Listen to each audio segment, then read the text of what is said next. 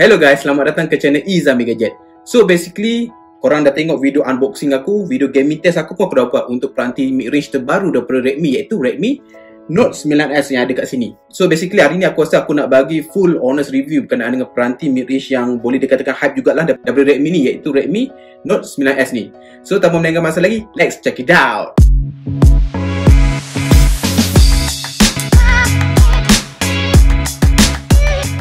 So basically video ni sama juga macam video-video lepas. Dalam video full honest review ni aku akan pecahkan pada 3 bahagian, iaitu pertama aku akan cerita tentang apa yang best tentang peranti ni. Yang kedua aku akan cerita pula apa yang tak best tentang peranti ni. Yang ketiga kita akan buat sedikit konklusi dan sedikit pendapat tentang peranti Redmi Note 9S ni, supaya agar ia dapat sedikit sebanyak membantu anda-anda kat luar untuk membuat keputusan sama ada untuk memiliki peranti ini atau memiliki peranti-peranti lain yang ada kat luar lah. So tanpa melengahkan masa lagi, let's we do it. So benda pertama yang best tentang peranti Redmi Note 9S ni adalah of course dia punya binaan. So basically apa yang best tentang binaan ni? Bagi aku binaan untuk Redmi Note 9S ni best sebab apa? Dia terasa premium walaupun dengan tanda harga yang diberikan. Macam korang tahu peranti Redmi 9S ni dibina dengan binaan kaca depan dan belakang. Dan kaca depan dan belakang ni pula adalah jenis Corning Gorilla Glass 5. So basically dekat dalam genggaman tangan dia memang terasa sangat premium dan sangat mewah lah. Dia tak rasa macam mid-range pun. Dia rasa macam flagship punya design dan perasaan dia lah. Itu yang pertama yang aku suka tentang peranti Redmi Note 9S ni. So perkara kedua yang aku suka tentang Redmi Note 9S ni adalah dia punya display ataupun dia punya paparan. Basically dia punya display ni apa aku boleh katakan adalah besar dan cantik. Macam korang tahu Redmi Note 9S ni hadir dengan paparan bersaiz 6.67 inci jenis IPS LCD Full HD+. Walaupun dia adalah paparan jenis IPS LCD, apa aku boleh katakan warna yang dihasilkan adalah cantik. Dia tidaklah vibrant macam AMOLED, dia tidaklah sedap macam AMOLED, tetapi warna yang dihasilkan adalah cantik dan munasabah untuk harga ni.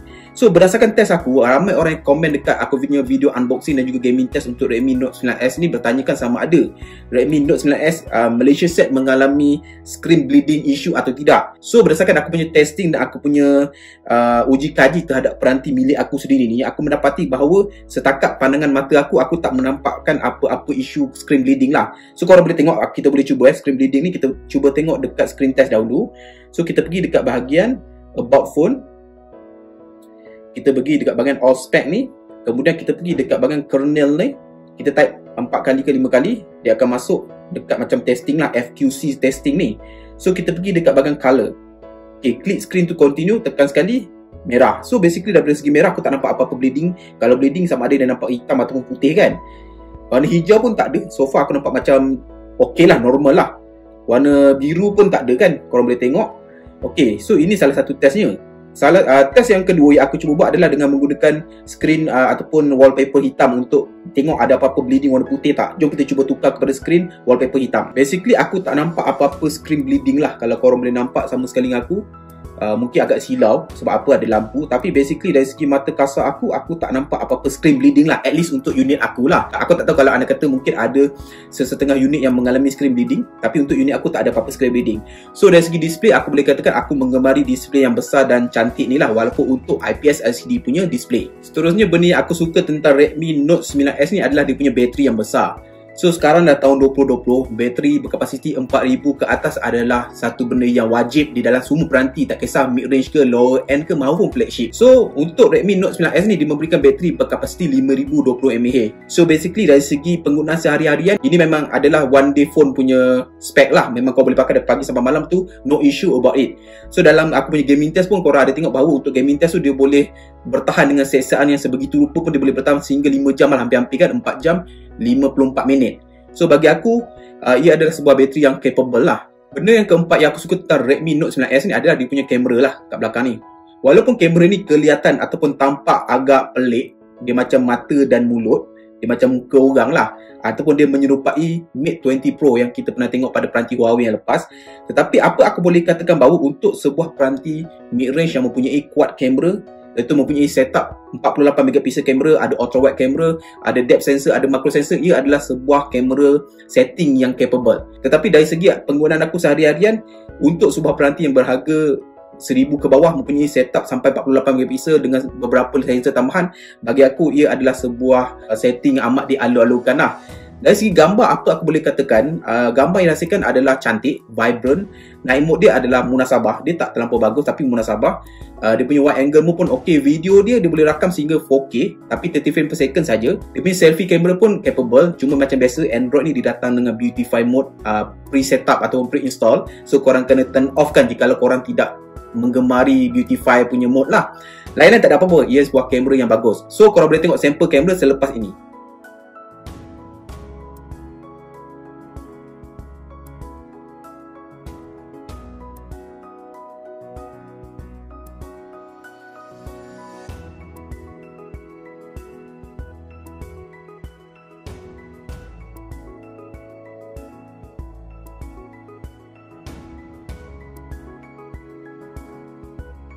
Yang terakhir yang aku boleh kata aku suka tentang Redmi Note 9S ni adalah dia punya MIUI. Apa aku boleh katakan untuk MIUI 11 yang ada pada Redmi Note 9S ni, apa aku boleh katakan dia punya setting sekarang, yes, dia still tak ada lagi app drawer, tetapi dia dah ada macam breakdown for notification macam ni.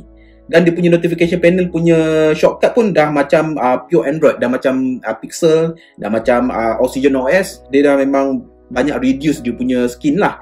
Tapi overall apa aku boleh katakan, skin MIUI 11 ni dah semakin ringan tau. Dari segi advertisement ataupun pop-up punya iklan, aku notified masa aku pakai, so far tak ada apa-apa yang muncul lagi so far. Aku tak tahu kenapa.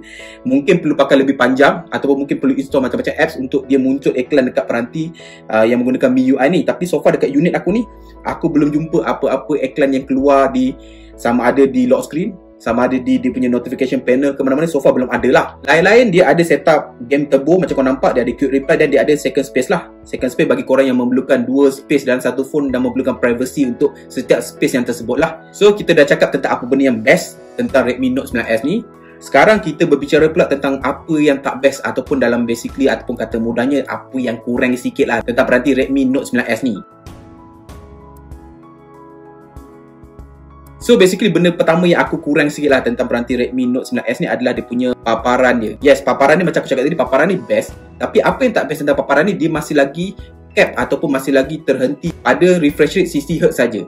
Sebab kesimpulan ni mudah. Untuk orang macam aku yang coming from 120Hz, 90Hz punya device, 60Hz adalah satu benda yang mungkin aku dah tak boleh tolerate sangat sekarang. Kat situ korang akan perasan perbezaan kelancaran dari segi smoothness, UI ke, screen ke, memang akan noticeable lah. Itu benda korang tak boleh deny, memang akan noticeable. Benda kedua yang kurang sikit bagi aku tentang Redmi Note 9S ni adalah dia punya charging speed.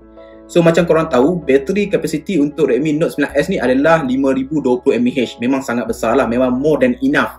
Tetapi the problem is, dia punya charging speed adalah kita boleh panggil untuk 2020 ni adalah below average lah, di mana dia memberikan charging speed 18 watt saja, walaupun charger adapter yang diberikan adalah 22.5 watt. Seterusnya, benda ketiga yang aku tak suka tentang peranti Redmi Note 9S ni adalah dia punya kedudukan fingerprint ataupun dia punya on off button. So bagi aku, untuk sebuah telefon yang aku boleh katakan agak besar ni, dia punya kedudukan fingerprint dia agak tidak ergonomik yang kita panggil. Maknanya kedudukan dia terlampau tinggi sikit. So basically kita akan pegang telefon macam ni lah kan, di mana kita akan pangku telefon ni dengan kita punya jari kecil ni kat bawah. So bila dalam keadaan macam ni, bila aku nak capai fingerprint ke nak on off tak sampai tau, at least dalam saiz tangan aku lah. So apa yang berlaku, aku perlu alihkan macam ni dan baru aku boleh capai dia punya fingerprint ataupun on off button ni lah. So dalam keadaan macam ni susah pula nak menaikkan, sebab apa, keyboard kat bawah sikit. So aku perlu alihkan balik. So dia adalah dua step yang agak melecehkan lah. Itu at least bagi penggunaan aku. Yang keempat, benda aku kurang sikit tentang peranti Redmi Note 9S ni adalah dia punya single bottom firing audio. Senang cerita, mana-mana phone yang datang dengan single bottom firing audio memang aku kurang sikit lah, di mana banyak peranti lain, tak kisah flagship ke, tak kisah mid range ke, yang hadir dengan dual speaker lah. So jom kita test dia punya audio. Kita cuba tengok video aku sini Okay, 1, 2, 3. So ini adalah maksimum punya speaker lah, maksimum punya volume. Ataupun manajemen telefon bimbit kita lah. So dalam kes ni adalah seperti Fanfulleri lah, sebuah kipas yang apa yang akan manajemen telefon kita ataupun menjejuk sistem ini adalah. So nanti kipas tu akan alright. So bagi aku, hasil bunyi yang dihasilkan adalah sedikit slow lah. Dia tak sekuat mana. tapi still lagi boleh dengar. Of course boleh dengar lah speaker kan. Yang kelima, benda aku kurang sikit tentang Redmi Note 9S ni adalah dia punya overheating issue. So basically sebelum korang nak bashing aku bila aku sentuh tentang overheating issue ada pada peranti Redmi Note 9S ni, korang boleh tengok dulu video gaming test aku yang aku buat untuk peranti Redmi Note 9S ni dan juga peranti Realme 6, iaitu dia punya kompetitor terdekat lah. So apa aku boleh katakan based on aku punya testing tu sendiri, di mana kita menjalankan gaming Mobile Legend, iaitu sebuah game yang tak terlampau berat, ditambahkan dengan streaming Omelette Arcade. So dengan menggunakan kedua-dua aplikasi ni, kita berjaya memaksimumkan penggunaan bateri ataupun dia punya temperature lah, di mana dalam test tu aku berjaya mencapai suhu maksimum 47 darjah Celsius untuk Redmi Note 9S ni, berbanding dengan dia punya pesaing terdekat iaitu Realme 6 yang menghasilkan suhu yang sedikit rendah berbanding Redmi Note 9S ni lah. So overheating issue memang wujud dekat peranti Redmi Note 9S ni, at least untuk peranti aku lah, jikalau korang tak setuju dengan pendapat aku ni. So secara kesimpulannya, adakah peranti Redmi Note 9S ni adalah sebuah peranti yang boleh direkomendedkan untuk tahun 2020 ni?